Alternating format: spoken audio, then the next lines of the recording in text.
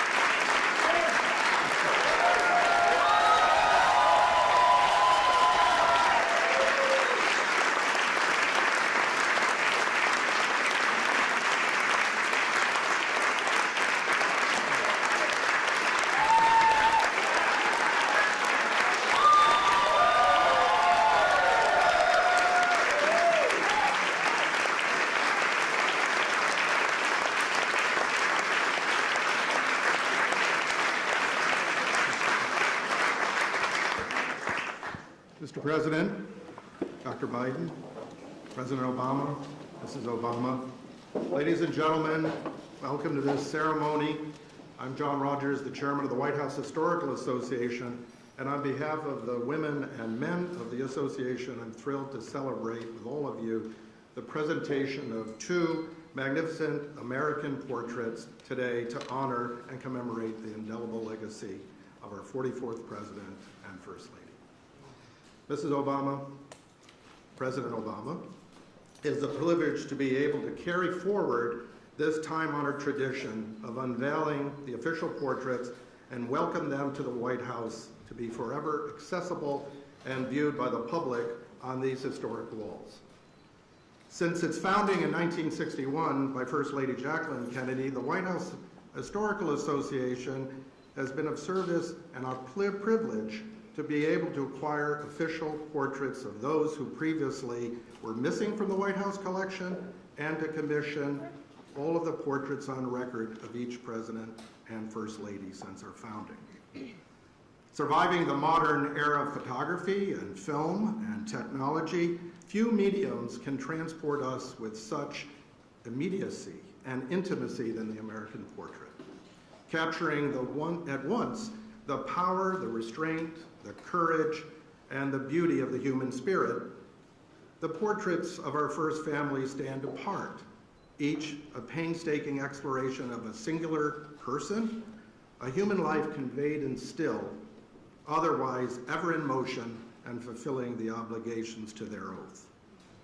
More than just the unveiling of our assemblage today, it's integral to the broader set of symbols and rituals and emblematic gestures distinctly American that sustain the spirit and the standing of our republic, bridging one presidency to the next the way we do one generation to the next, honoring the past as much as we look to the future.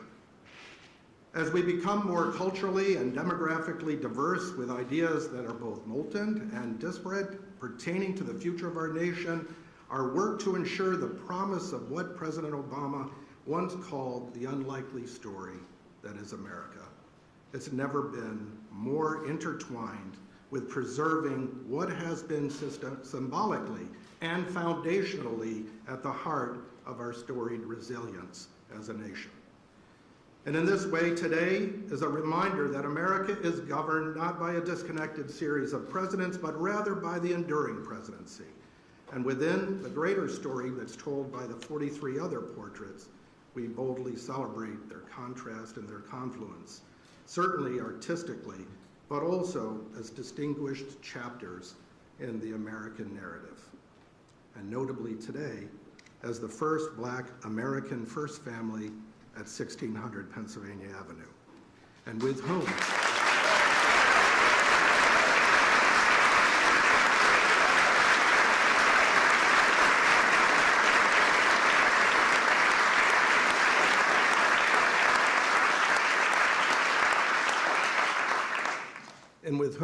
we shared the joy of watching your wonderful daughters grow up here and come of age.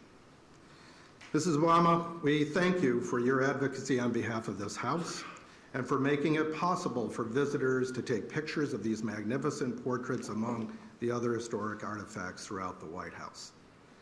I had the personal privilege of being with you and your mom when we inducted your inaugural gown into the Smithsonian collection.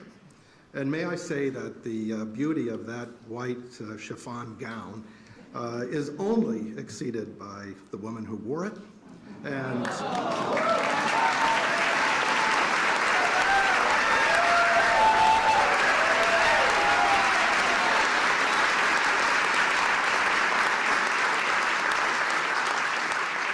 whose spirit is captured in this portrait. The tradition of service continues with Dr. Biden. She's our steward. We are honored that you were with us when we celebrated our 60th anniversary, and we look forward to our continued work with you on the educational mission of our association. And we are ever thankful to you and you, Mr. President, for hosting this wonderful ceremony today. And to our artists, Robert McCurdy and Sharon Sprung, we are grateful for your artisanship and dedication to your own craft. Together, these portraits fulfill a beautiful collaboration and are a testament to what's possible when we serve one another in an effort to give voice to one another. And I suspect that beginning tomorrow, these two portraits will be the most photographed by visitors from across the United States and the world.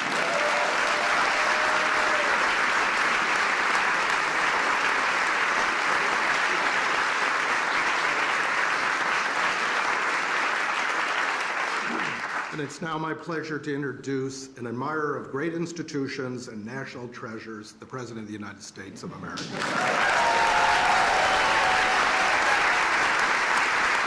Thank you.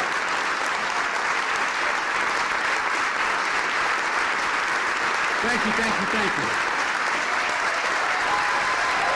Thank you.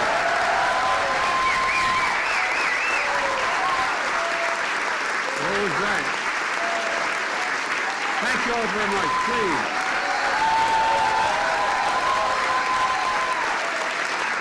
Thank you, thank you, thank you. Please. Thank you, John Rogers and the White House Historical Society. Barack and Michelle, welcome home. Welcome home. Jill and I and Kamala and Doug are honored to host you and so many friends who have been part of this incredible journey. It includes members of your cabinet and staff, some of whom were foolish enough to come work with me. And there's someone else that I'd like to acknowledge tonight, Mrs. Robinson. This is your house as well.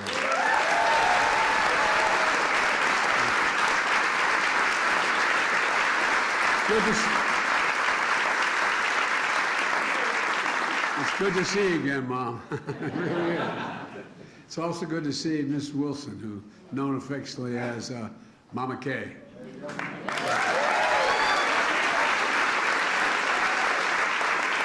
One of your best friends, and Malia and Sasha's godmother. And as they say in Southern Delaware, you've done good, kid. And President Kennedy once observed that every president must endure the gap between what he would like and what is possible. He was right. The history books are full of stories about presidents trying to bridge that gap. Stories that include the burdens of the office, the difficult decisions, how the work is always serious and often solemn. And all of that's true, but so is this. With Barack as our president, we got up every day and went to work full of hope, for real, full of purpose, and excited about the possibility before us. There are few people I've ever known with more integrity, decency, and moral courage than Barack Obama.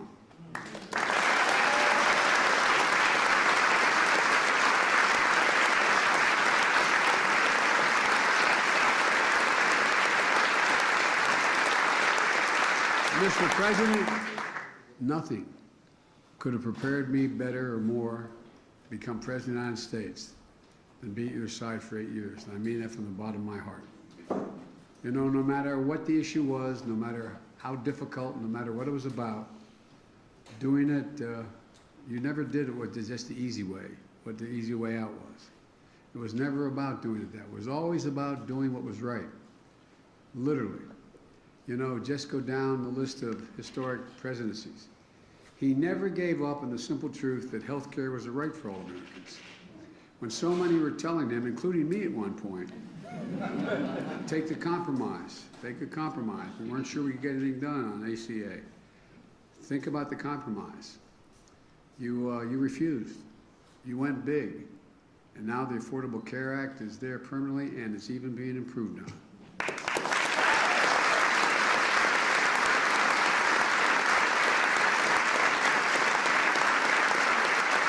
I remember what you told me.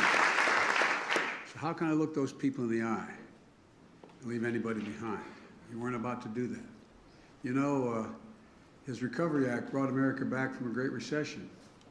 The auto rescue protected an iconic industry that represents the nation's heart and soul. And there were a whole lot of people, some maybe even in this room, that were telling you we should let the industry go bankrupt. We should let it go. But you wouldn't. You persisted. You insisted. And I remember our conversations. And I'm proud. I'm proud we stood together and wouldn't let that happen. You bet on the American worker.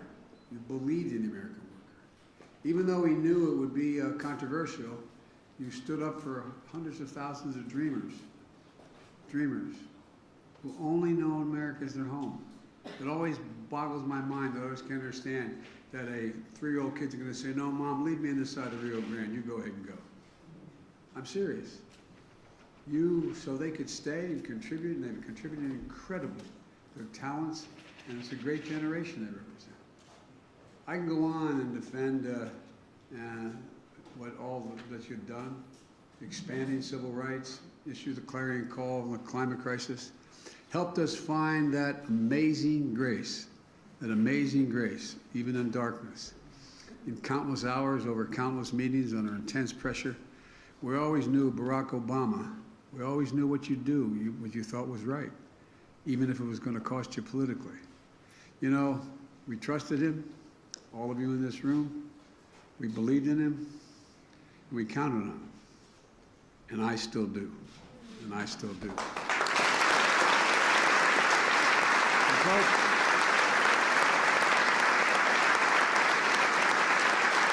President, that's why the country elected you twice.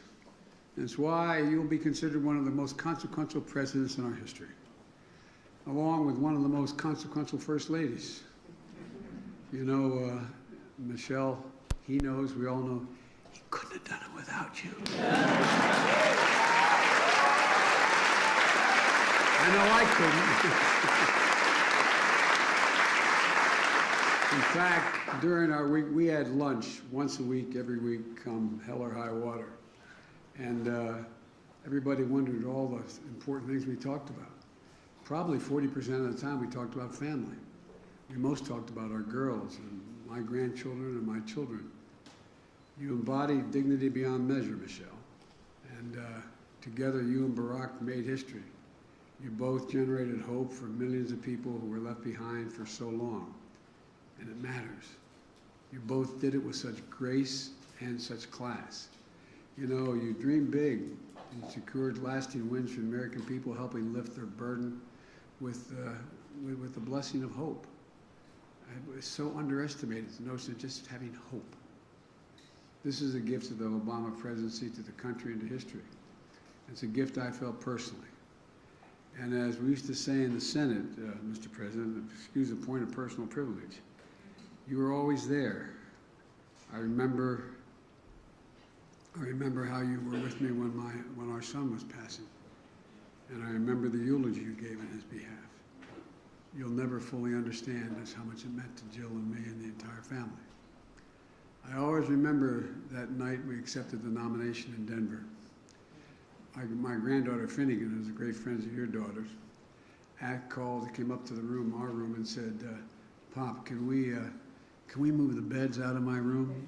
And I said, "Why do you want to move the beds out of your room?" He said, "Well, so her two sisters and Malia and Sasha, we could all get sleeping bags and lie on the floor and sleep together and watch the convention on the floor."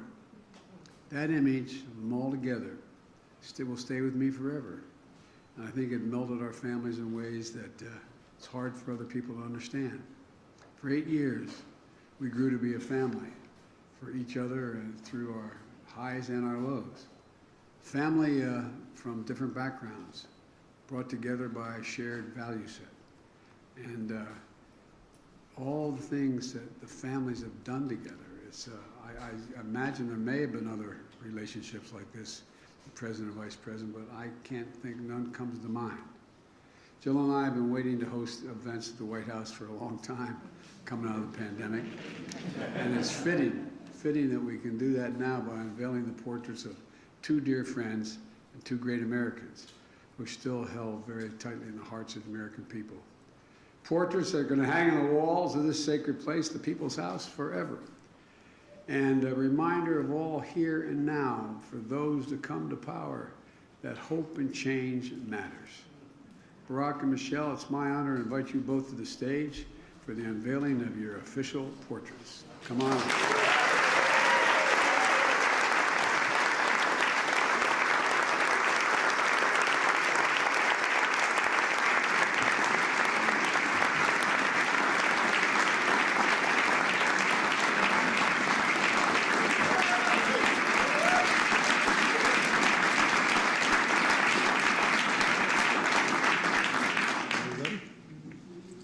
Yes? Okay.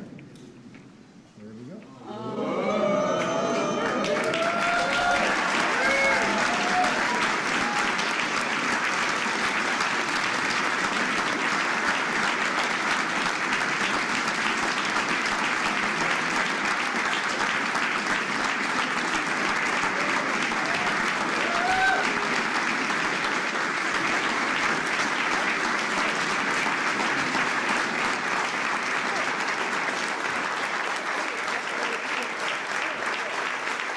Thank you so much. Thank you, everybody. Thank you.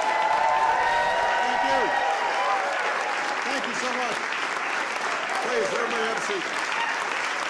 Have a seat. Thank you. Thank you. Thank you. Sit down, everybody. Thank you very much. It is great to be back. President and Dr. Biden, Vice President Harris, and Second Gentleman Emhoff, thank you so much for your hospitality.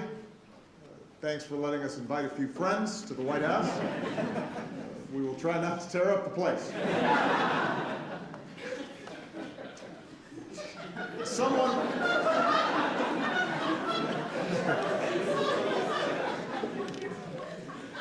once said that if you're looking for a friend in Washington, get a dog. Our family was lucky enough to have two wonderful dogs.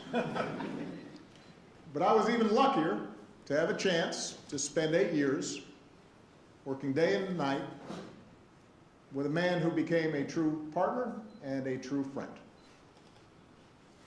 Joe, it is now America's good fortune to have you as president. You guided us.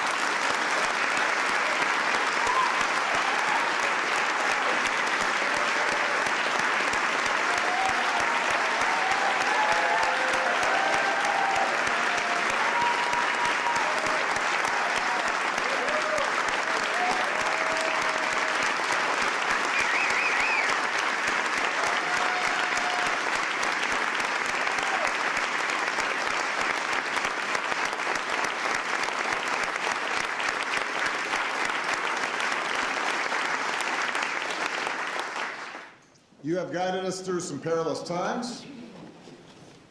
You've built on and gone beyond the work we all did together to expand health care, to fight climate change, to advance social justice, and to promote economic fairness. Thanks to your decency and thanks to your strength. Maybe most of all, thanks to your faith in our democracy and the American people. The country's better off than when you took office, and we should all be deeply grateful for that. So thank you so much.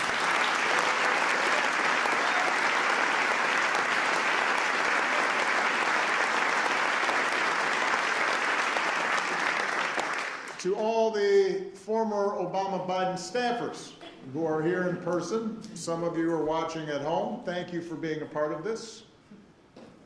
When people ask me what I miss most about the White House years, it is not Air Force One that I talk about, although I miss Air Force One.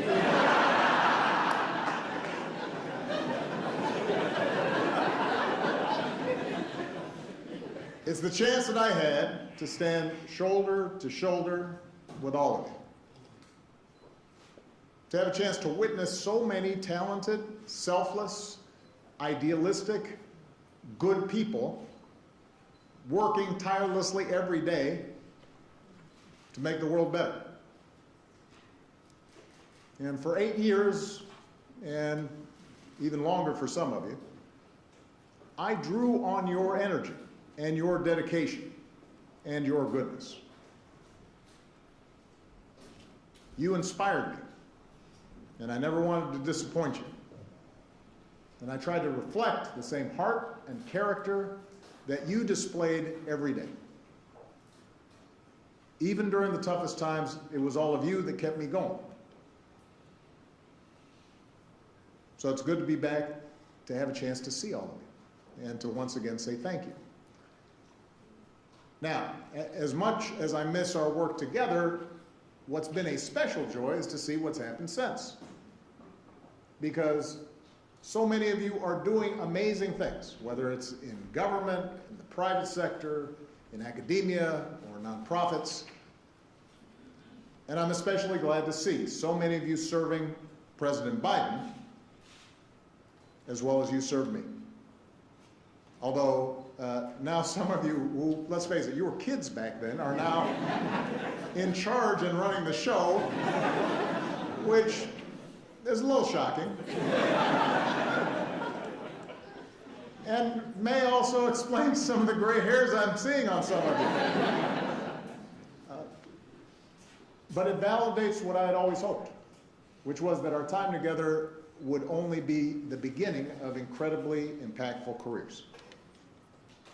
And some of you who I've had a chance to stay in touch with, I'm thrilled to see that you've started families of your own.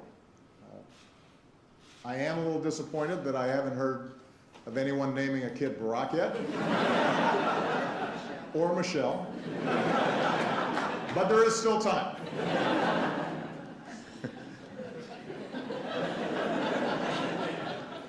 Finally, I want to say a special thanks to the White House staff. We had a chance to see them all beforehand.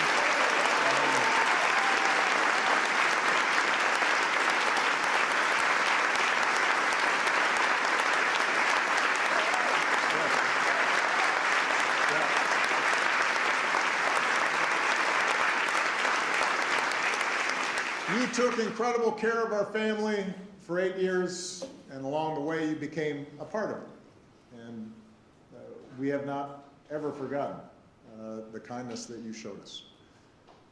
Now, when Michelle and I had our portraits unveiled at the National Portrait Gallery a few years back, I said that as far as I could tell, no one in my family tree had ever sat for a portrait before. I certainly had not. And now all of a sudden we've done it twice. But these portraits have a special significance because, as Joe mentioned, they will hang in the White House alongside portraits of other presidents and first ladies dating back to George and Martha. So it was important to find the right people to paint them. I want to thank Sharon Sprung for capturing everything I love about Michelle. Her grace, her intelligence, and the fact that she's fine.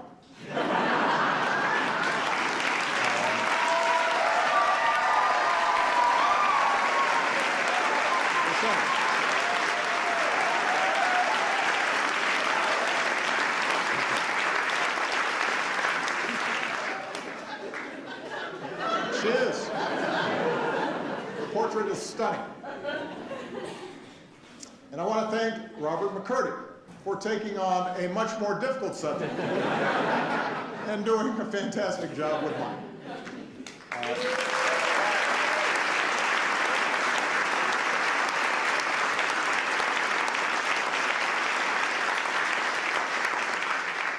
Robert is known for his paintings of public figures: Toni Morrison, the Dalai Lama, Nelson Mandela, Muhammad Ali. But what I love about Robert's work is that he paints people exactly the way they are, for better or worse. He captures every wrinkle on your face, every crease in your shirt. You'll note that he refused to hide any of my gray hairs, refused my request to make my ears smaller.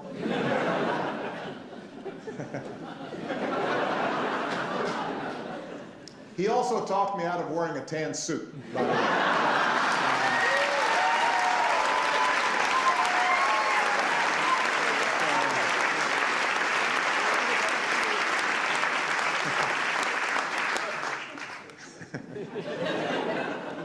His work is so precise that at first glance it looks like a photograph. And Robert also paints his subjects looking straight ahead. So it feels like you're face to face, forming a connection. And that appealed to me, in part because presidents so often get airbrushed, even take on a mythical status, especially after you've gone, and people forget all the stuff they didn't like about you.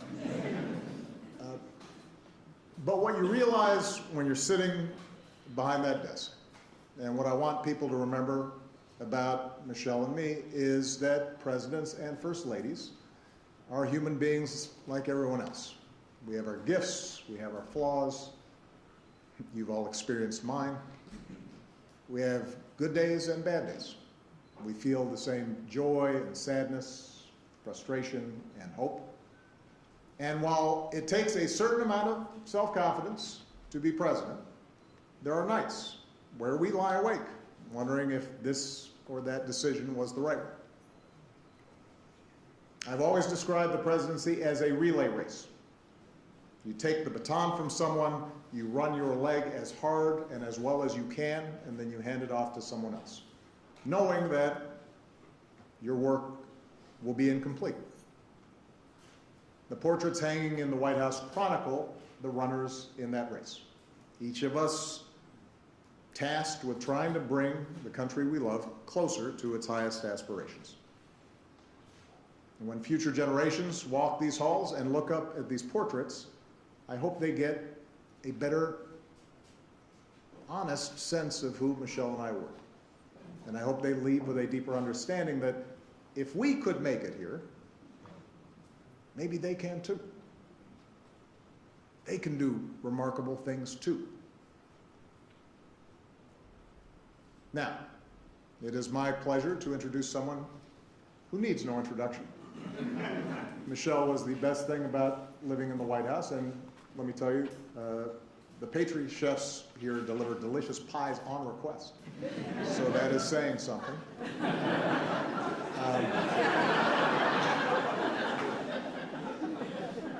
I could not ask for a better life partner, and in my humble opinion, America could not have asked for a better First Lady. Please give it up for Michelle Obama.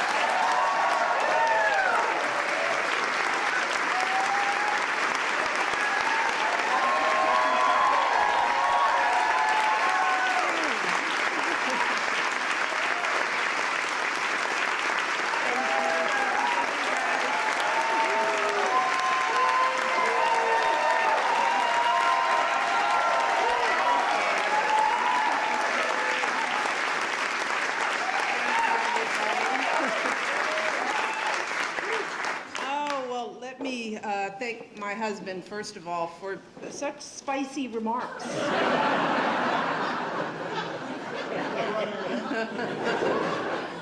And of course, thank you to Joe and Jill, President Biden, and First Lady Jill Biden.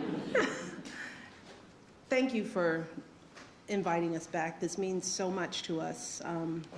We were saying at lunch that the girls have lived in this house longer than they've lived anywhere. And so this, as odd of a home as this can be, as wonderful as it can be, it is a special place because we raised our girls here. And it means so much to come back to friends and to be able to spend time talking about our girls. And so I am grateful to both of you for the work that you're doing, the love that you're showing us, our staff, and the work that you're doing for this country. Thank you so much.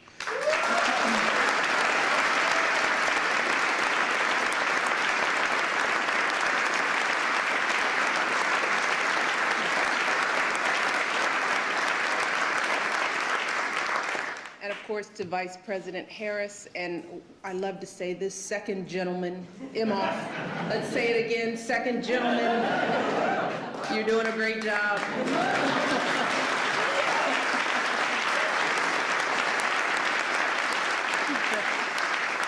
Thank you for joining us today. And I can't go any further without, of course, acknowledging all of the amazing staff, friends. You're more than staff, you're friends, you're family to us, particularly the people who've been part of my team over the years. I don't have time to name everyone, thank goodness. But you all know who you are, from the campaign to the White House to today. I would not be who I am without your passion and your faith. And all the love that you poured into everything that we accomplished together. And it was amazing, historic. What did Sam Cass used to say? Unprecedented. You all mean the world to me. And I mean that from the bottom of my heart. So thank you. Proud of you, proud of the work that you've done, proud of what you're doing. I also want to take the time to recognize the resident staff. As Barack said, you guys made this a home.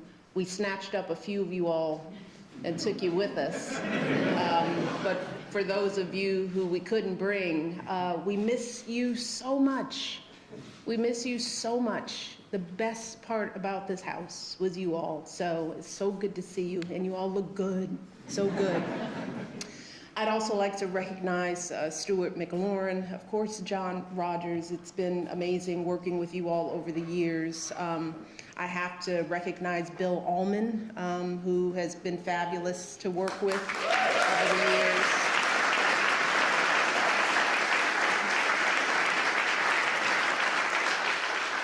And of course, Thelma Golden and my dear friend Michael Smith for their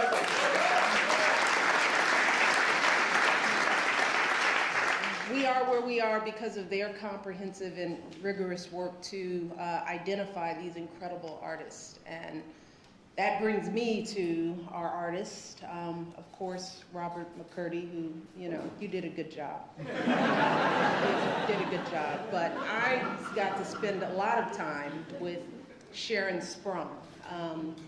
And Sharon now joins a small but mighty group of women who've painted an official portrait here at the White House.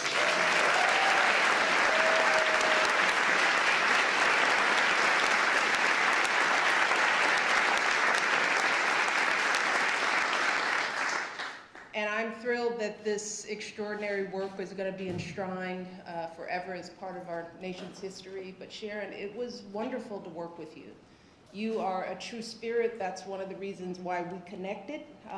Your work is phenomenal, but it was your essence, your soul, the way you saw me, the way we interacted, and it shows in this beautiful work. So thank you for your brilliance, your artistry, and your patience in this process. I remember I went to see the work in Brooklyn, and poor Sharon, because no one is supposed to know who the artists are. So her studio is her home. And so she had this piece in her home. You couldn't have guests over. You were frightened that it would get out. You just wanted it out of your space. And every year I thought about, she must be going crazy. So thank you so much. Let's give them both.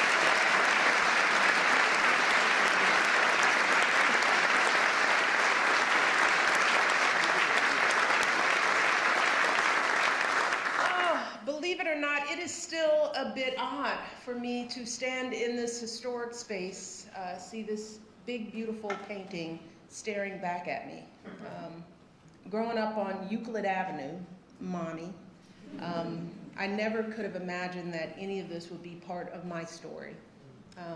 But even if it's all still a bit awkward for me, I do recognize why moments like these are important. Why all of this is absolutely necessary. Traditions like this matter, not just for those of us who hold these positions, but for everyone participating in and watching our democracy. You see, the people, they make their voices heard with their vote.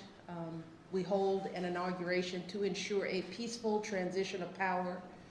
Those of us lucky enough to serve, work, as Barack said, as hard as we can for as long as we can, as long as the people choose to keep us here.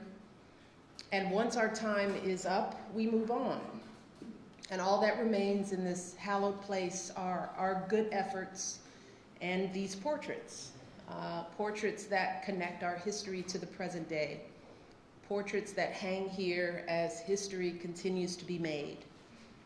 So for me, this day is not just about what has happened, it's also about what could happen. Because a girl like me, she was never supposed to be up there next to Jacqueline Kennedy and Dolly Madison. She was never supposed to live in this house, and she definitely wasn't supposed to serve as First Lady. Love you, Michelle.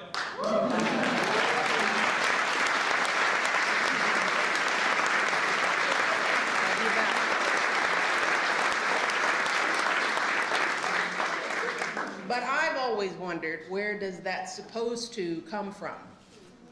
Who determines it?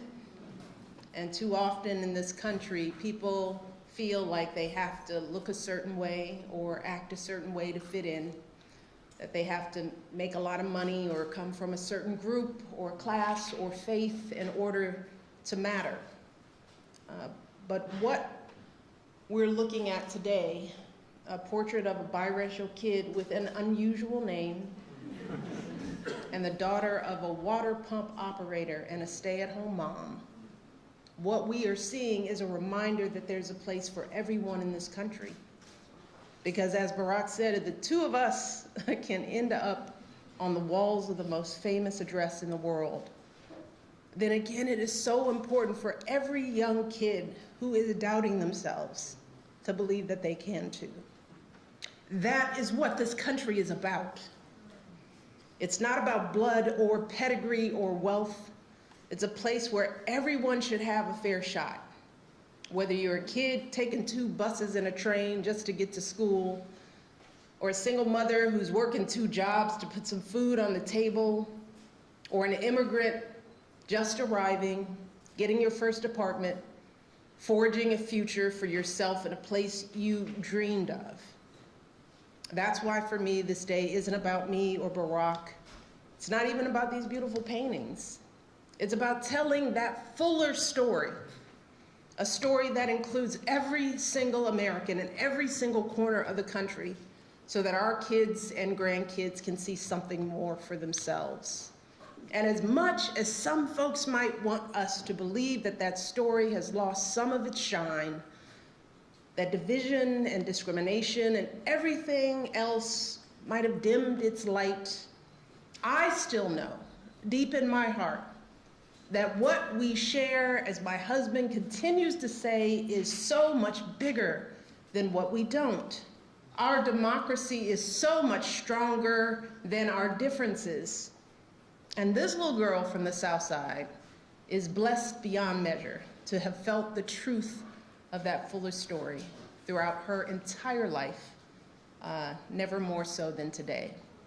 So thank you to President Biden, to Sharon, and to all of you today for playing a part in this day and all the days that led to it. And now, it is my privilege to introduce someone who is stepping in shoes and doing it well, someone who has devoted so much of her life to education, working to broaden the idea of whose story matters.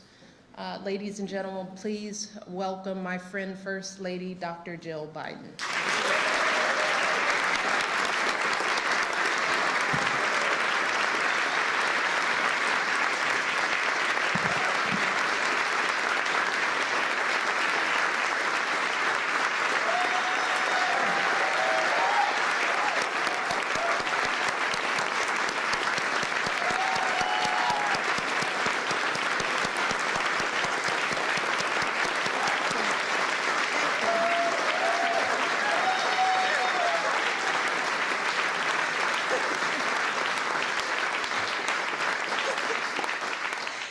Joe, honestly, everybody stood with Joe.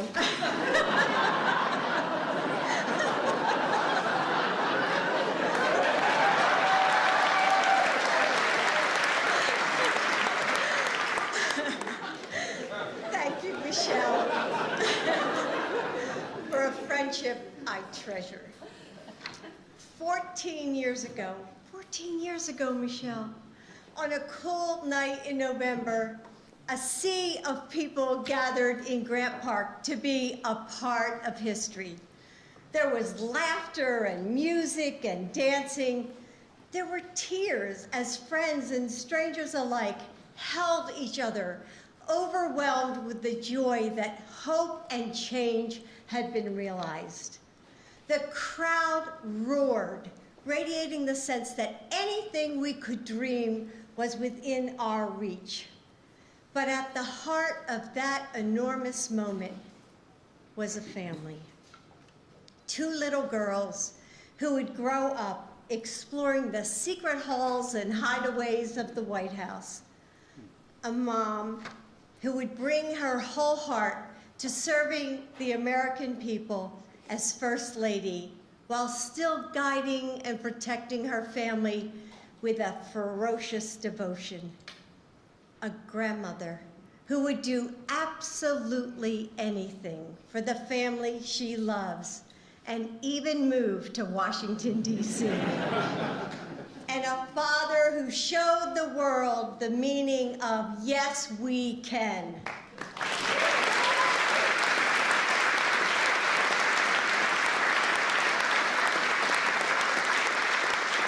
For Joe and me and our entire family, standing on that stage next to you was like waking up in a new world, a place where, with hard work, anything was possible.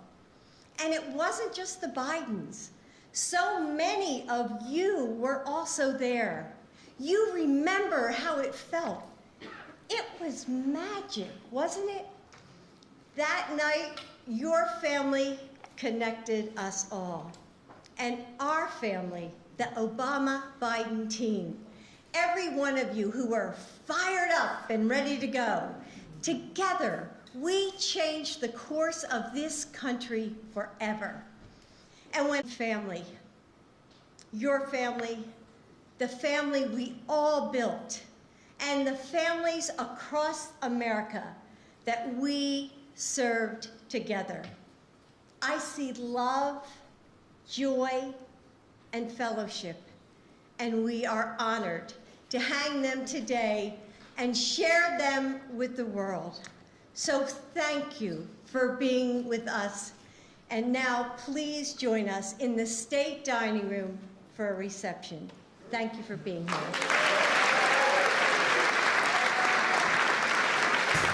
Ladies and gentlemen, please remain in your seats while the President and Dr. Biden, President and Mrs. Obama, and the Vice President and Second Gentleman depart.